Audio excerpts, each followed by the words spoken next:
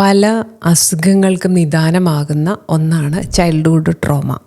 Trauma എന്ന് പറയുന്നത് ഓരോ മൊമെൻറ്റിലും ഓരോ ഇൻസിഡൻറ്റും പഴയ വേദനയെ ഓർമ്മിപ്പിക്കുക. നമ്മൾക്ക് ശരീരത്തിൽ വേദന ഇല്ലെങ്കിൽ പോലും ശരീരത്തിൻ്റെ ഒരു ഭാഗത്ത് വേദനയായിട്ട് തോന്നുക. അതായത് ബ്രെയിൻ എപ്പോഴും ബ്രെയിൻ്റെ ഇൻപുട്ട് കൊടുക്കുന്നത് നീ ഈ ഒരു പെയിൻ അനുഭവിക്കേണ്ടി വന്നത് ഒരു പരിധിവരെ നിൻ്റെ കാരണം കൊണ്ടാണ്, ഈ ഒരു പെയിൻ നിൻ്റെ ജീവിതത്തിൽ മുമ്പോട്ട് പോകാൻ തടസ്സമാണ് എന്നുള്ള ഒരു ഇൻപുട്ട് എല്ലായ്പ്പോഴും കൊടുത്തുകൊണ്ടിരിക്കുകയാണ്. അതായത് നമ്മൾ ഏറ്റവും കൂടുതൽ സംസാരിക്കുന്നത് നമ്മളോടാണ്, അല്ലേ? അപ്പോൾ ആ നമ്മളോട് നമ്മൾ സംസാരിക്കുമ്പം നമ്മളെക്കുറിച്ച് നമ്മൾ ഏറ്റവും മോശമായിട്ടും പെയിൻ ഉണ്ടാക്കുന്ന കാരണങ്ങളും വേദനിപ്പിക്കുന്ന കാരണങ്ങളെ നമ്മളോട് പറഞ്ഞുകൊണ്ടിരിക്കാൻ ഏറ്റവും കാരണമായേക്കാവുന്ന ഒന്നാണ് ചൈൽഡ്ഹുഡ് ട്രോമ.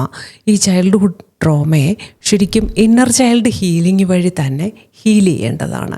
അപ്പോൾ ഇത് എപ്പോഴും നമ്മൾ വിചാരിക്കും ഈ ഹീലിംഗ് വേറൊരാൾ വന്നിട്ട് ഒരു മെഡിസിൻ തന്നിട്ട്, അല്ലേ? അങ്ങനെ ഇപ്പോൾ ഈ ഹീലിംഗ് ഒരു ദിവസം കൊണ്ട് കഴിയുന്നതുമല്ല. ഹീലിംഗ് എന്ന് പറയുന്നത്, പ്രത്യേകിച്ച് ഇന്നർ ചൈൽഡ് ഹീലിംഗ് പോലുള്ളവ, it is a continuous process.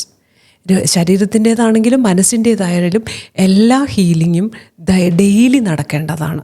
അപ്പോൾ നമ്മളുടെ 100% ഇൻവോൾവ്മെൻറ്റോട് കൂടി നമ്മൾ ഇമേഴ്സ്ഡ് ആയിട്ട് ചെയ്യേണ്ട ഒരു പ്രോസസ്സാണ് ഇന്നർ ചൈൽഡ് ഹീലിംഗ്. അപ്പോൾ ഇന്നർ ചൈൽഡിൽ അല്ലെങ്കിൽ നമ്മളുടെ കുട്ടിക്കാലത്ത് ഒരു ട്രോമ ഉണ്ടെന്ന് നിങ്ങൾക്ക് ബോധ്യമാകുന്നുണ്ട്.